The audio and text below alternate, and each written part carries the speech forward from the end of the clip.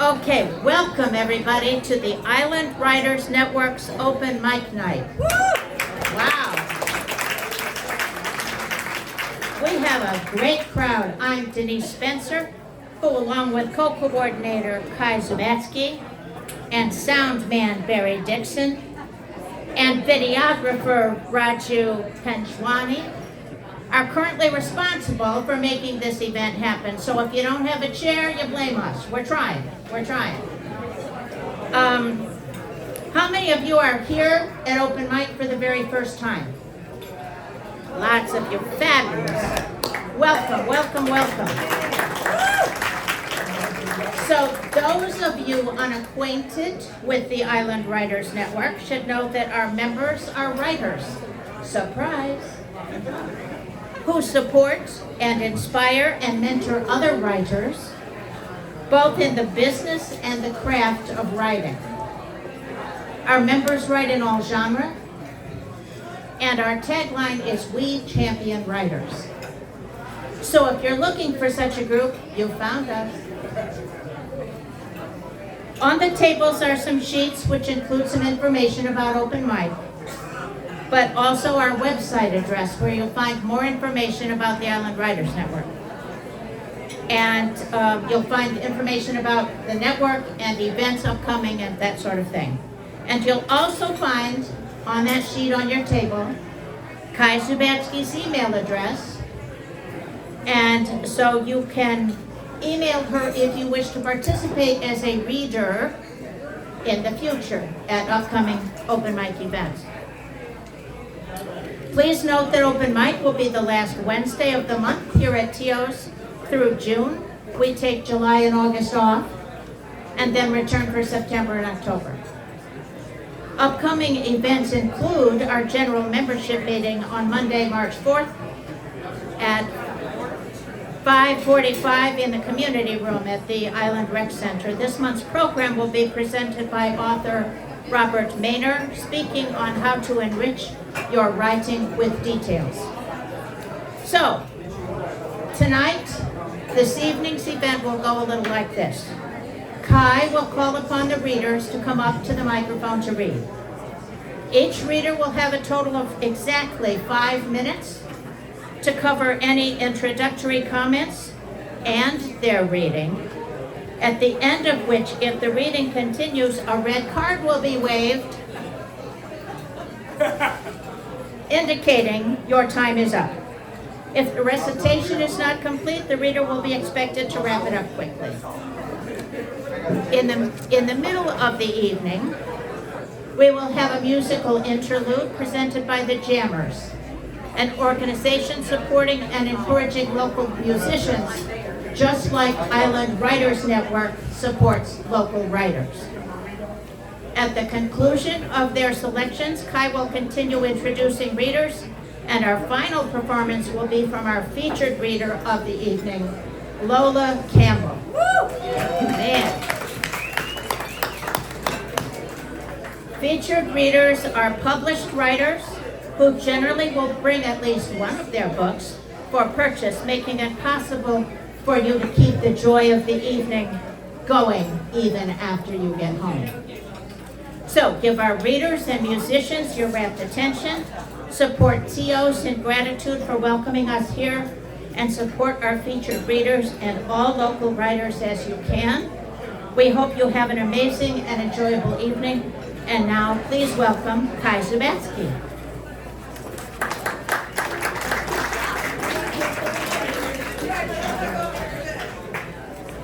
I almost spoke into the light. Okay. Okay. Can everybody hear me back there? Okay.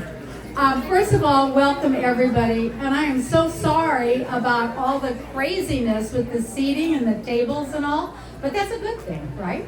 Because look at all these fine people we have here tonight enjoying poetry and prose writing. Yay! Okay. And the first reader that will be coming up tonight is none other than Denise Spencer. Denise is a semi-retired nonprofit consultant. The poet in her was born during the pandemic Apparently, being under house arrest fed her creative spirit. But watch out, she's no longer in lockdown. Denise Spencer.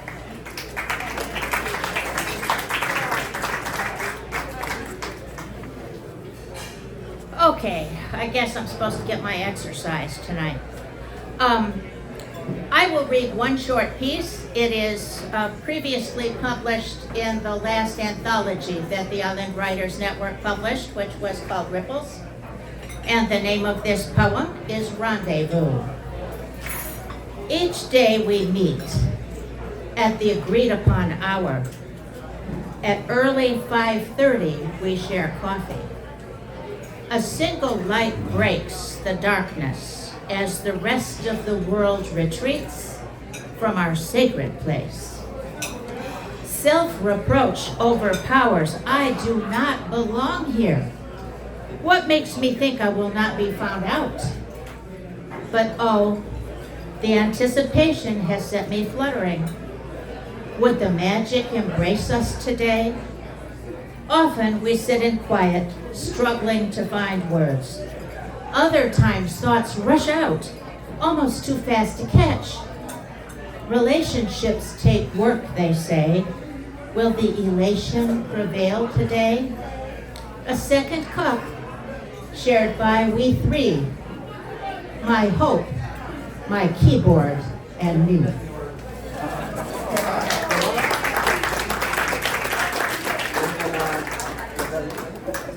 Hey, Jim.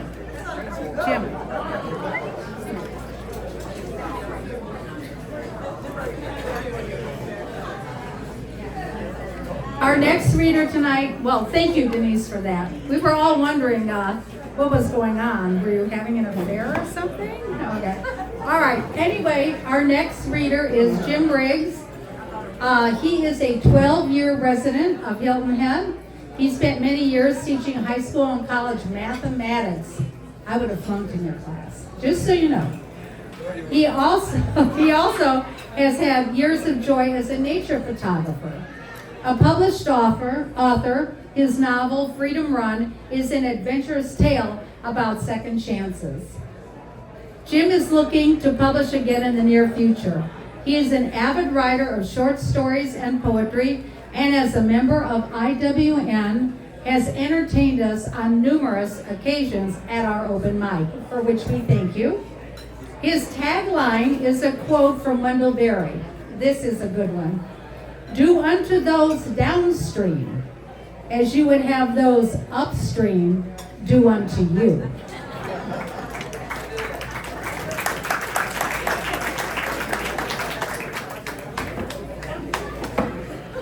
My time started yet?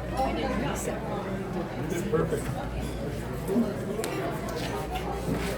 right, Jim. Jim, can you want the mic up? I'm going after you. It's going to have to go back down again. Okay. How's that? Right into it. Okay. This story takes me back with a little humor and a little history back to my elementary school in Waterloo, Iowa, Longfellow Elementary. I walked through the rain and snow and sunshine. For a mile I walked. 4 times a day I walked.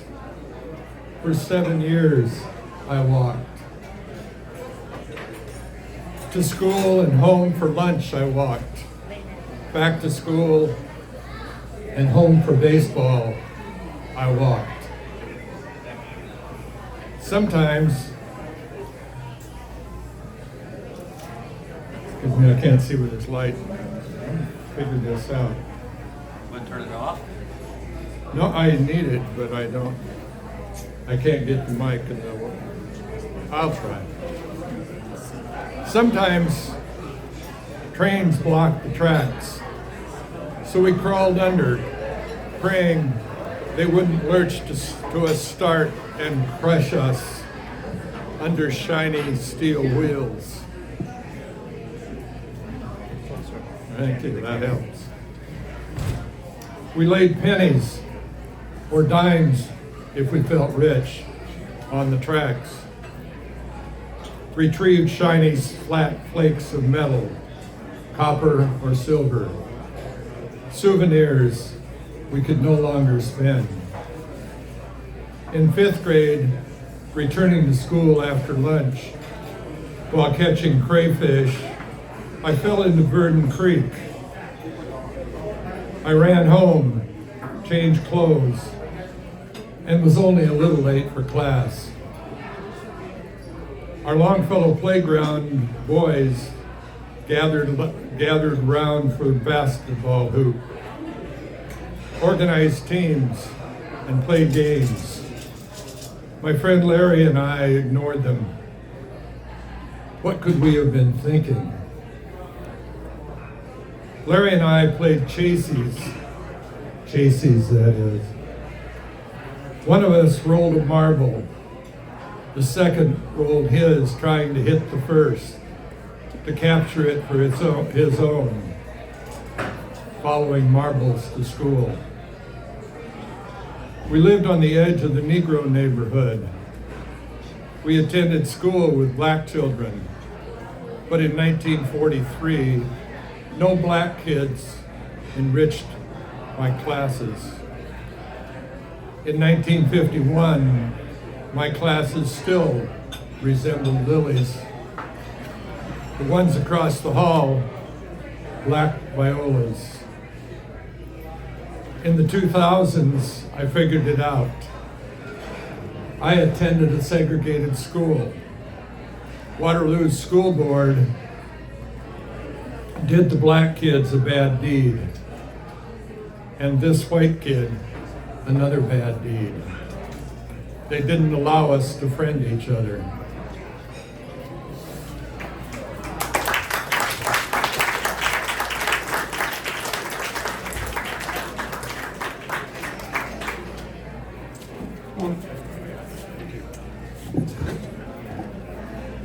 Thank you, Jim, so much.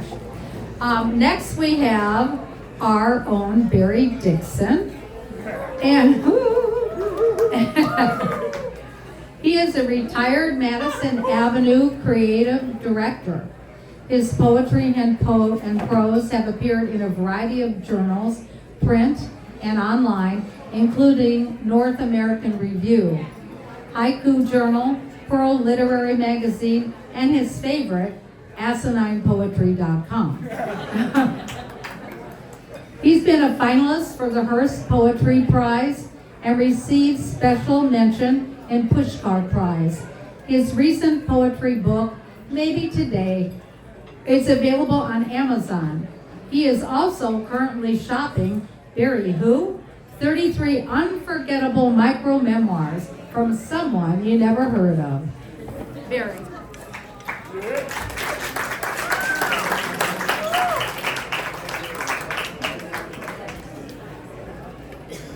Good evening.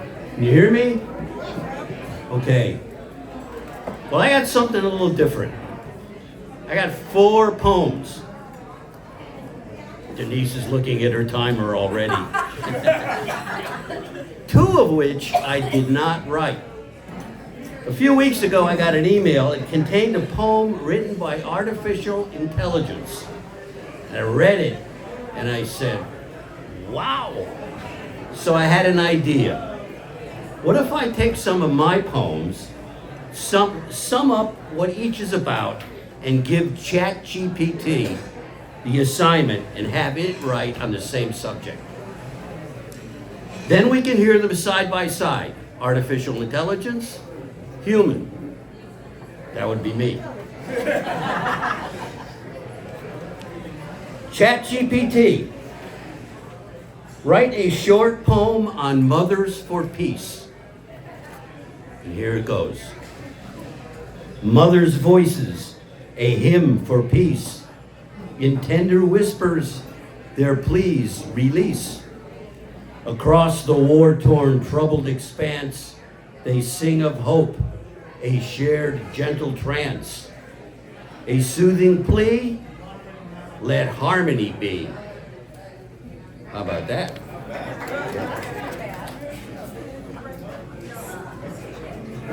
Barry the Human. Some of you are very familiar with this poem. Message from my late mother to all governments. Here, here, no fighting. Stop it. Be careful with that, you'll hurt someone. All right, you guys, knock it off. No hitting, no hitting. I don't care who started it, no hitting. Don't leave this place looking like a cyclone hit it. What in the world is going on? Now look what you've done.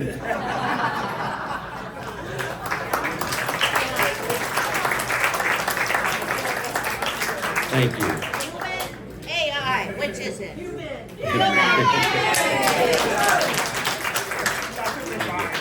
So then I had a thought. Let's be fair. If I give a prompt to ChatGPT and the same prompt to Barry the Human, it has to write a poem right there, and I have to write a poem right there. Now, in the spirit of full disclosure, let me tell you, ChatGPT was faster. I could not keep up with it. However, let me tell you, AI has an advantage. Not once in this whole exercise did ChatGPT have to get up and go to the bathroom. Whereas Barry the Human, on his third cup of coffee. Now, remember last month, Robin warned us that the South Carolina legislature was making it easier to ban books? Anybody was here remember that? I got to thinking about that and some related subjects, and I got to thinking about one subject, grooming. Now there's a serious topic. ChatGPT, write a short poem on the issues of grooming. Here we go. In the hidden shadows, where innocence fades, grooming's perilous dance, a trust betrayed. Whispers of deception, a sinister play, leaving young hearts in disarray. Against this danger, our resolve must stand, protecting the young with an unwavering hand. How about that for artificial intelligence? Exact same prompt to Barry the Human. Beware the groomers.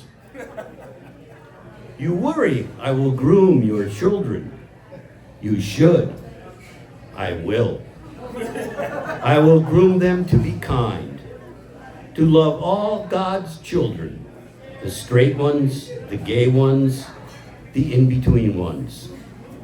I will groom them to ask everyone the most important question in the universe. How you doing today? I will get hold of your children and not let go until they and you are well groomed.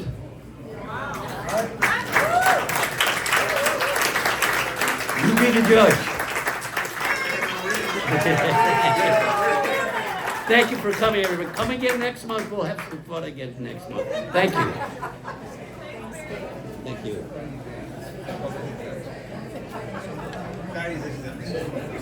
Thanks very, very much. Okay. What? Oh, yeah, right. Right, there you go. Okay, our next reader for this evening is Joanna Foster. Yay.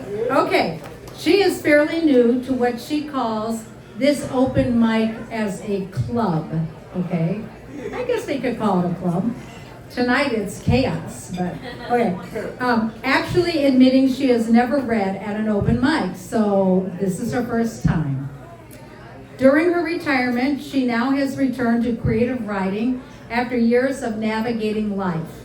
Please welcome her as she presents one of her micro memoirs.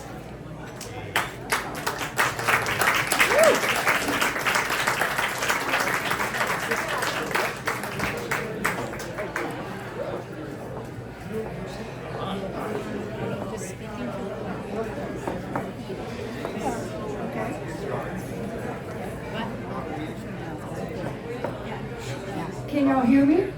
A little louder. Louder? Louder? Right in the mic. A little closer. Like you're eating. Right into Okay. I'm going to read a short little piece. It's called Nocturnal Mishaps. Huh? You still can't hear me? There you go. There you go. Okay, how's that?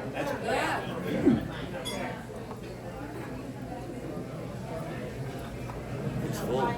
Right into it. Okay. This is Knock us down. This is called nocturnal mishaps.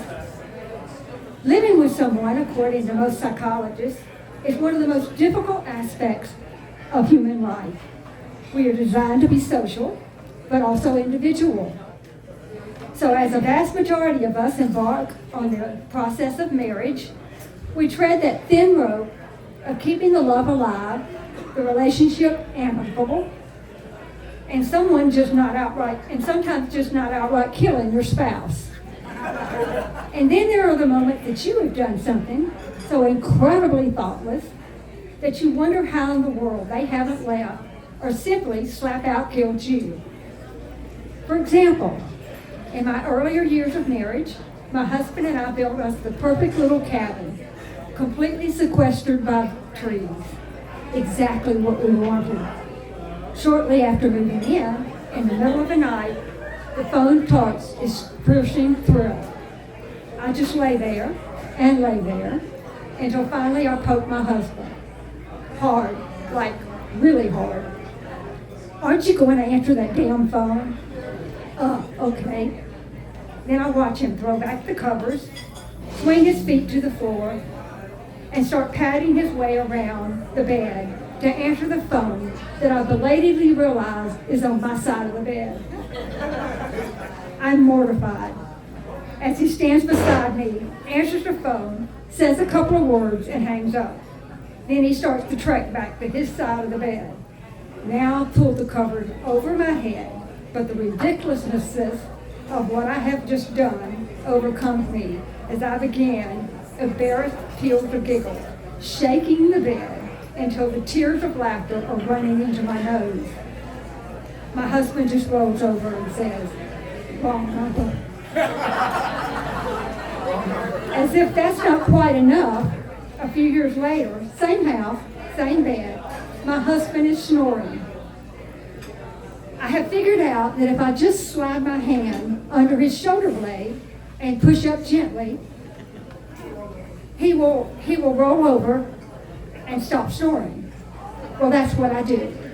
The snoring stops for about 1 minute. He rolls back. Okay, I'll try this trick again.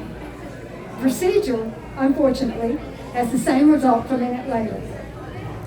Third time, this time, with quite a lack of patience, I don't gently push up, I really shove him up. He responds by pushing the covers back and starting to put his feet on the floor. I suddenly realize in his sleepy stupor, he's getting out of bed with no idea what's going on, where he's supposed to go, or what he's supposed to do. So I sit up, I grab him, gently lay him back down. He rolls over and stops snoring.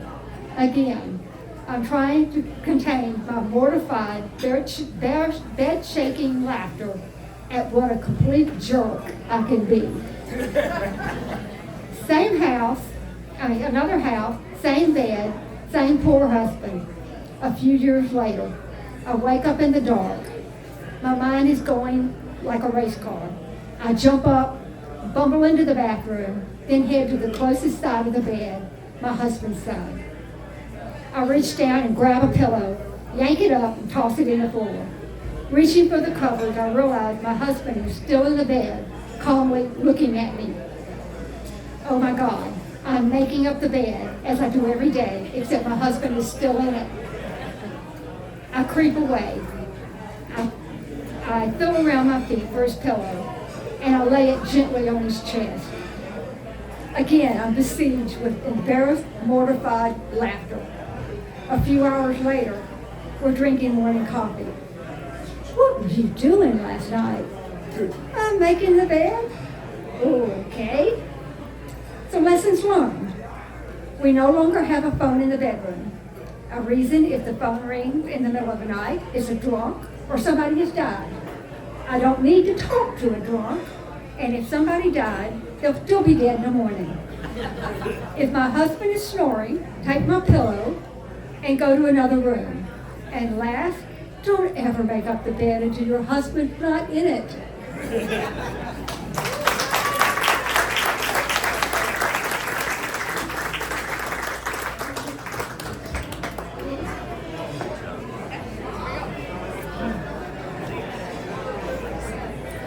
That was great for her first time, wasn't it? Yay! Woo! Our next reader, and this will be the last reader in this segment, and then we are going to have our jammer. Come up and give us some entertainment. So anyway, our next reader is Elizabeth Robin. She is an accomplished award-winning published writer with 3 finishing line press books. To My Dreamcatcher, Where Green Meets Blue, and Silk Purses and Lemonade. She is definitely a valuable champion of the arts and writing in the Low Country. Robin partnered with the Office of Cultural Affairs establishing the Hilton Head Poetry Trail, a 26-station route of local poets. That was no easy feat. She led open mic, this very one, on the island for 8 years.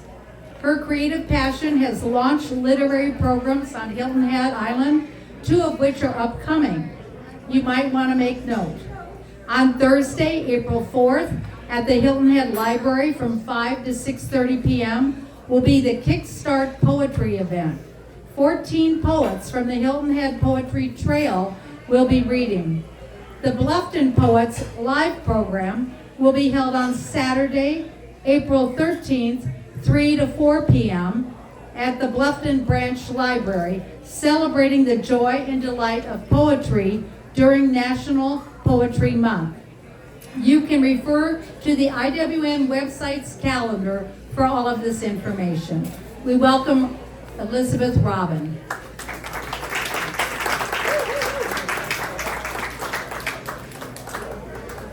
Thank you, and thank you for plugging my stuff there. I have 2 short poems. One, I just figured out how to end it yesterday morning, and then I read it at an arts thing yesterday evening right here. Now I'm going to do it to a much tougher audience to see if I really did figure this out. Somehow or other, I've been thinking a lot about war. I don't know quite why. And political factions not getting along. I don't know quite why. And you know, everything with me is a metaphor, so here we go. Art lesson. I stare at a series of arches that are Fort Pulaski, defunct and barely used remnant of war's civil, and not. One corner of burned out floorboards bears a foundation, shows the arch continues, forms a full circle underground. A circle is stronger than a square, says the engineer. A straight beam deflects. I know square doorways well. Deflection formulas that push away, that displace to an angle or a distance. Know the range, the safe maximum. Romans found strength in semicircles, a design that distributes compression, and so reduces tension.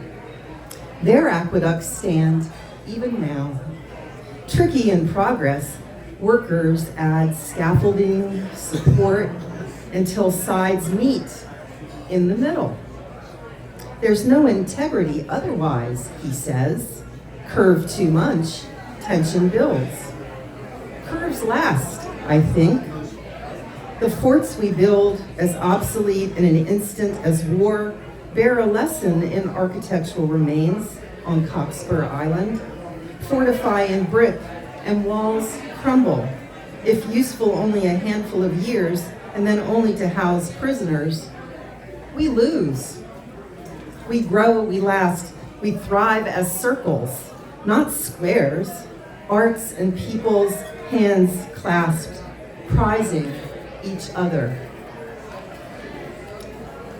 Thank you. And for this second one, I'm still blaming Miho Kinnis, and she's not here tonight, so too bad. I'm blaming her behind her back. Very short. A low country opera. Hummingbirds were, barred owls, who cooks for y'all? Chickadees, pepper. Thank you.